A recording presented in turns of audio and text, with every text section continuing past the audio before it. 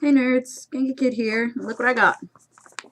Woo! This month's box of art snacks. So let's find out what's in it. First let me get this awesome, only not so awesome because it doesn't open boxes worth shit, little thing that I stole from my warehouse job after they fired me. Not salty about that at all. Let's see what we got. Woo. Ooh, oh cool, we got neon. Let's see. Fluorescent green, fluorescent pink, something special, a sticker, which I didn't get last time, and a lifesaver. Okay, let's see. So, I guess these are acrylics. Let's find out. This little information pamphlet. And let's see what we got in here. Ugh, if I can open it.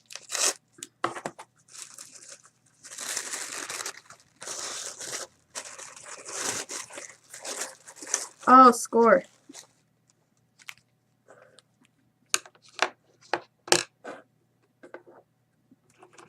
Let's see. Art and graphic twin RB. Oh, cool. It's ink, I think. And paintbrush to paint it with. I think this is also for ink, though.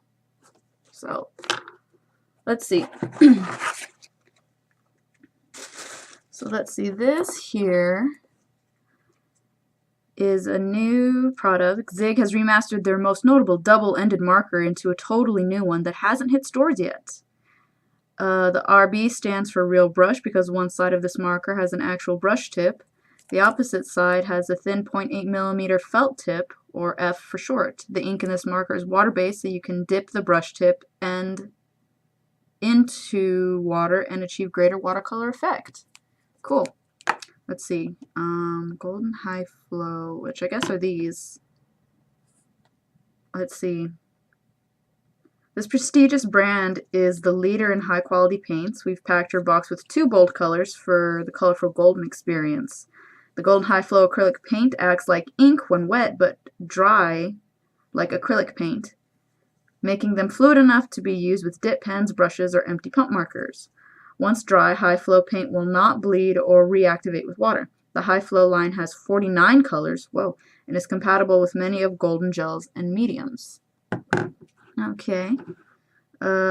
Before using these pants, unscrew the cap and pull off the protective white seal. Okay. Let's see. Koh-i-Noor Magnum Black Star Pencil. Oh, this has a star in the name, so you know it's got to be good. Kick off the new year with this soft and smooth Koh-i-Noor Magnum Black Star Pencil produced by the Czech Republic. I don't know if I'm saying Koh-i-Noor right then. This oversized pencil adds some darker tones to your sketches and illustrations. If you're looking to tune up your shading technique, we recommend practicing with this comfortable, fast-bodied pencil. Oh, that would be good because I can't shade worth a shit. And then that leaves the Snap Series paintbrush. $3.99 to $10 in retail. Oh, wow. Let's see. Oh, snap!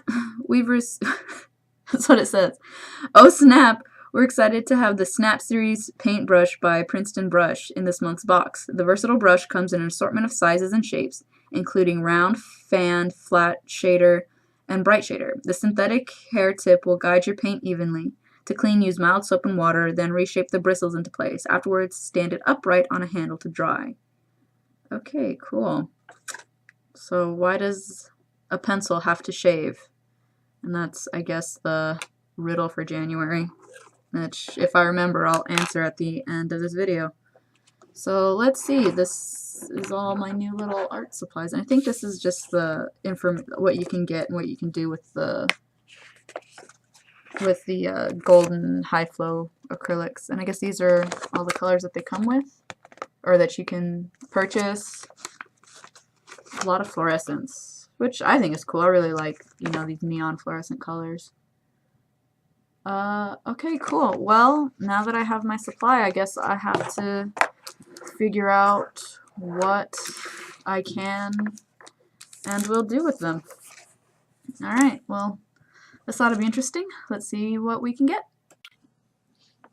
Alright, so trying to figure out what it is exactly that I wanted to draw with these new toys, I took forever, and I lost a pretty good chunk of, well, I lost a really good chunk of daylight, so I have to apologize that the video became very kind of dark and muggy. I am so sorry. I'm actually not very creative, so I can't really think of any particular amazing things to draw or to create. I mean, which is, you know, half the reason I decided to subscribe to this art box.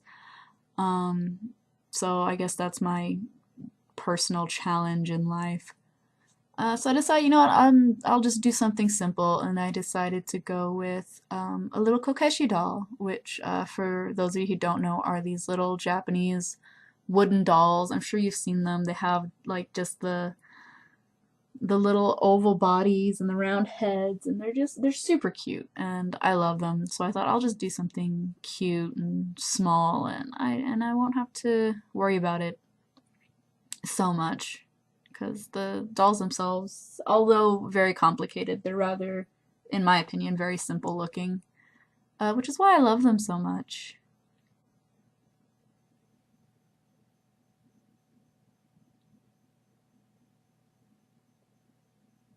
So with this pen, I was really kind of nervous to ink with it because I don't really ink with, you know, fancy inky brush pens like that. And as you can see, like on her hair there, I already kind of messed it up just by breaking the line, by breaking the flow. And that's just, ugh, it looked really bad.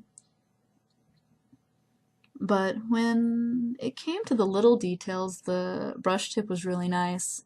So even the little cord around her obi came out. It came out okay, but you can still see like there's little mistakes here and there, and ugh. With the inks, again, I don't really know much about painting or painting with inks, so I can't really say with any type of expert opinion how they apply to the paper or how they flow, but I can say that they dry rather quickly and they dry pretty brightly, I think. I want to experiment a little more with layering with these inks. I didn't do anything special to them. I didn't add anything. All I did was, you know, shake up the bottle and then dip the brush directly into the cap, and, you know, took the excess ink from there, and, you know, did my outlinings and the painting, the filling in. I can never remember what side goes over on a kimono. I'm pretty sure that the left goes over the right, but if I'm wrong, you know, feel free to leave a comment and tell me what an idiot I am for messing up something so simple or forgetting to look it up. So I don't know how fast ink is supposed to dry in this type of form, but I feel that it dries really quickly and the color stays pretty well. I think I might have taken too long because you can see some little streaks here and there. Like I said, I just really have to get used to it. And I want to experiment a little more with layers. You can see later on when I design the, quote-unquote design, the kimono patterns and the obi pattern that I'm, you know, going over the ink again and I'm trying so hard not to be splotchy, because that's like my biggest fear with inks is like, oh, I'm gonna get like a big blob somewhere and it's gonna look terrible. And, you know, granted, this doesn't really look that great, but whatever to keep it from looking worse is my goal, really.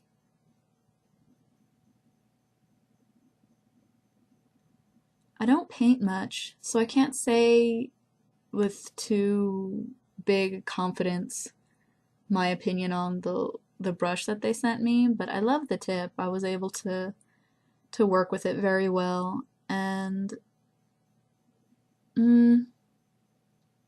I think I want to try working with brushes just a little bit more now that I actually have one that, you know, isn't 10 years old or from the bargain bin at Michael's.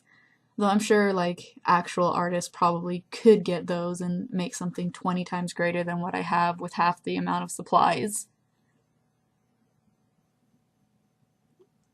But on this kimono, you can kind of tell what I'm talking about, or I get a little nervous about making little splotches and varying levels of ink. You can see that I get a little more confident using a little more ink, but they still it still comes out looking a little childish. Like the little sakura they end up kind of more looking like messed up cat prints than actual flowers. But I mean, you know, practice makes perfect and all that. So I guess I should probably practice more.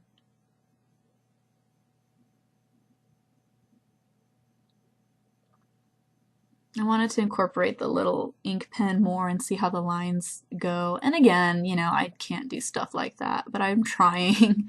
Darn it, I'm trying my best. And my shading is just terrible. I can't shade. I don't know how to shade. I'm so out of practice. It's really bad when you're like 10 years out of high school and you like lose 10 years of experience and talent just because of whatever reasons. I was so much more creative in high school than I am now, but oh well. That's life, I guess. So why does a pencil have to shave? To look sharp. Thanks for watching. I really appreciate it. Leave any comments below.